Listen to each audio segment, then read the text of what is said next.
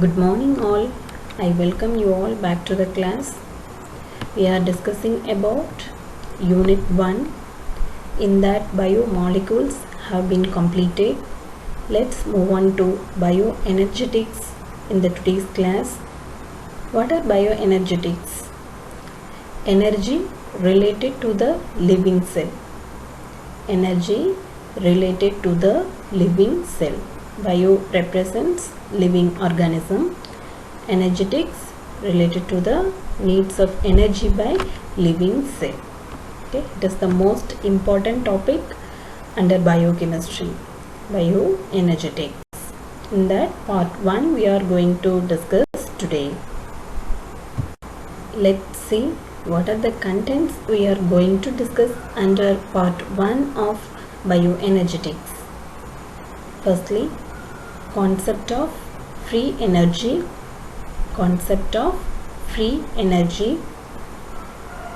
And next, endergonic and exergonic reaction.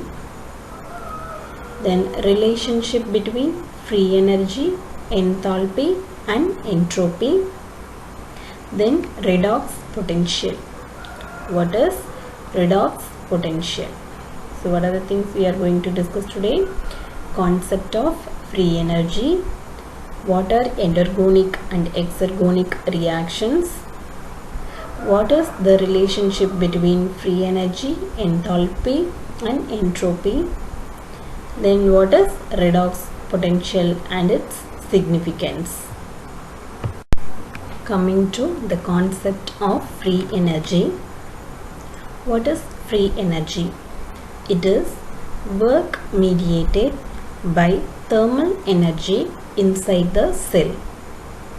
Work mediated by thermal energy inside the cell. It relates to thermodynamics of a cell, living cell. Okay. So when this work is mediated at constant temperature and pressure. So the free energy represents the energy, thermal energy for a work in the living cell at constant temperature and pressure. That represents isothermal and isobaric. That is equilibrium at temperature and pressure. And it is expressed by the Gibbs free energy. Gibbs free energy, that is given with the equation G equals to H minus Ts. H is enthalpy, T is absolute temperature, S is entropy. Enthalpy, temperature, entropy is giving about free energy. G represents Gibbs free energy. And who derived this equation? It is derived by the American scientist Josiah Willard Gibbs in the year 1873. And this Gibbs free energy is related to reaction spontaneity and equilibrium. Reaction, whatever biochemical reaction, its spontaneity and equilibrium.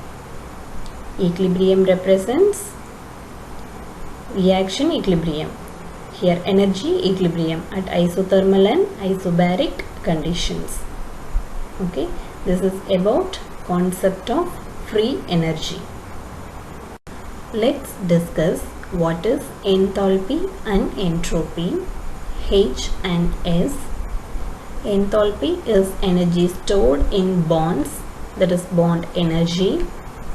Entropy is the order of system during the reaction. And enthalpy is the difference in bond energies between the products and the reactants.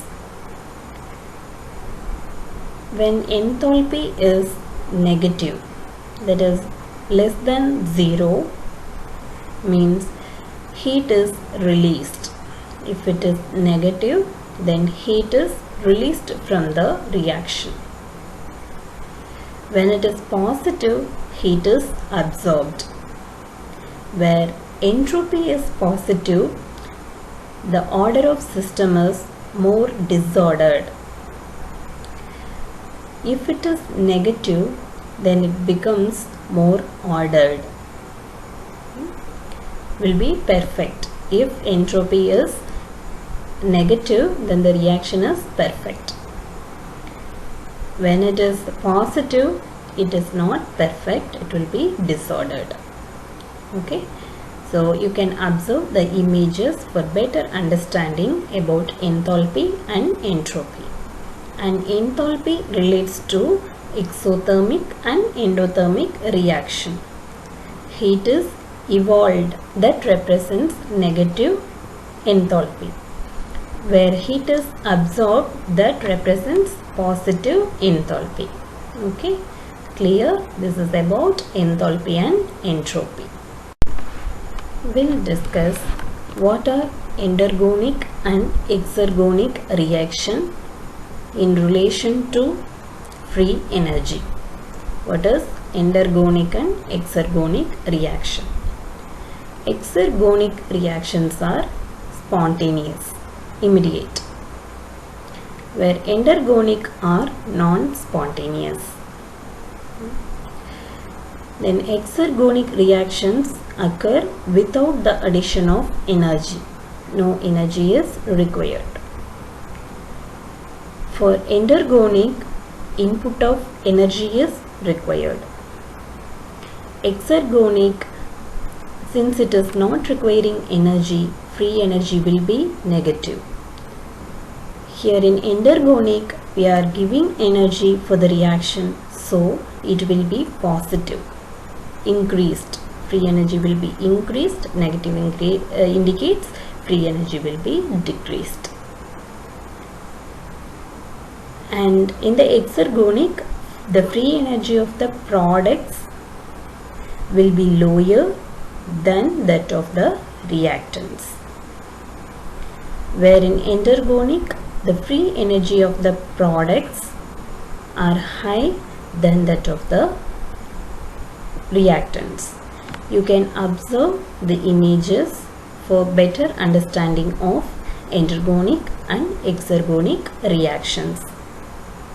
One image represents the graphical representation of reactants and products when energy is released and when energy is added for exergonic and endergonic, for spontaneous and non-spontaneous reactions.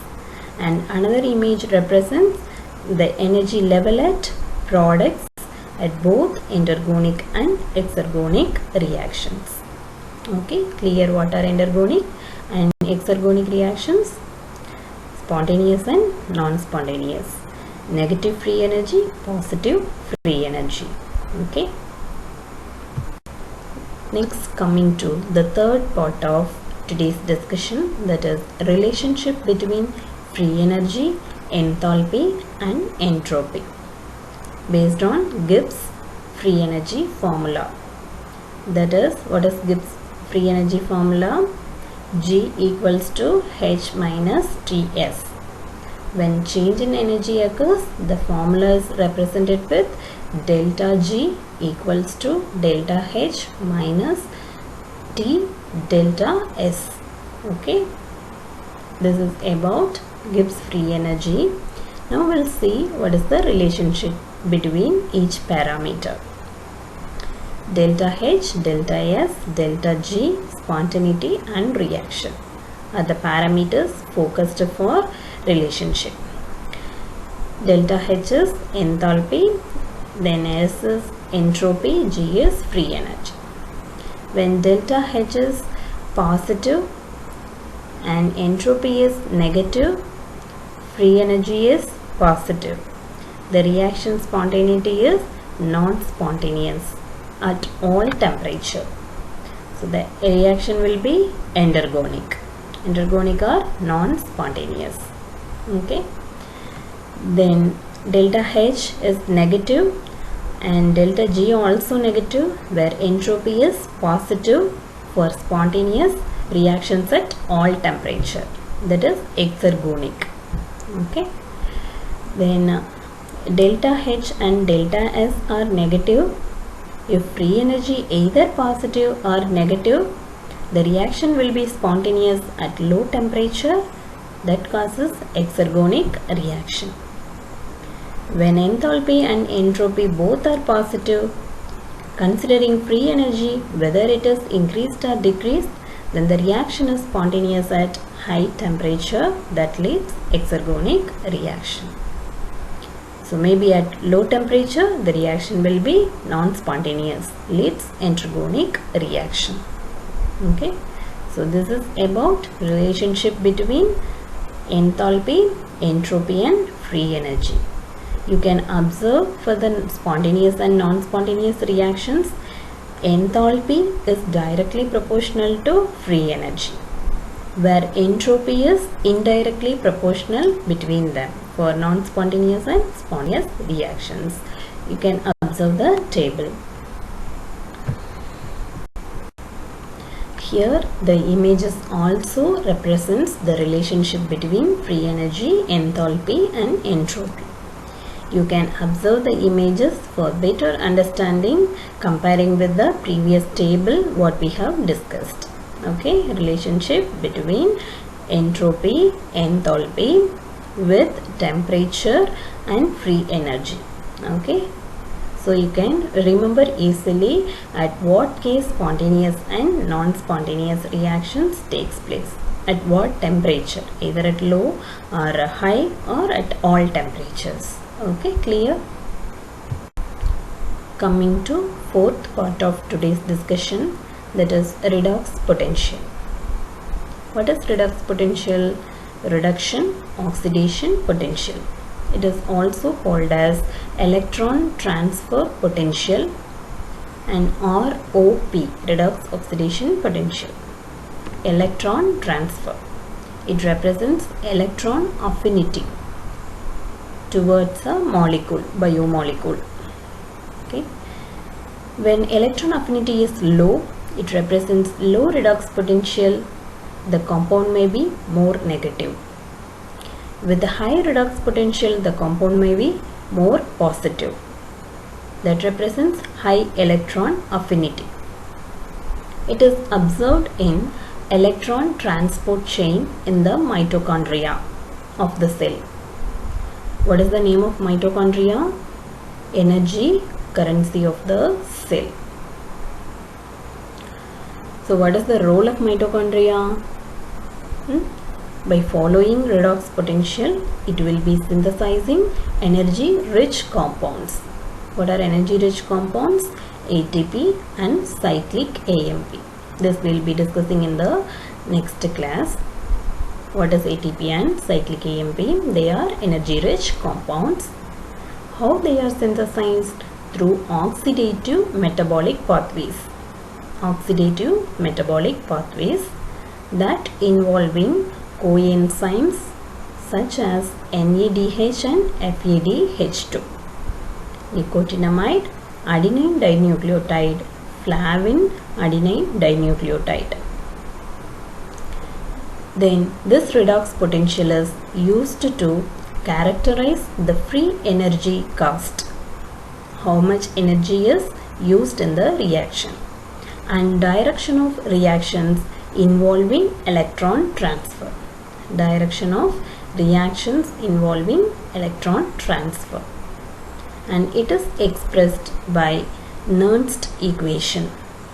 Nernst equation is given with E equals to E naught minus RT divided by NF ln A reduction concentration of the substance A with the reduced condition and the concentration of substance in oxidized condition. E represents redox potential to be formed. E naught represent standard redox potential. Okay, this is about redox potential under bioenergetics. Thank you one and all. Now we are coming to the end of today's class. We have discussed in this class about bioenergetics part 1. In that, concept of free energy, exergonic and endergonic reactions, relationship between enthalpy, entropy and free energy, and then redox potential involved in bioenergetics. Okay. In the next class, we'll be discussing about part 2 of bioenergetics.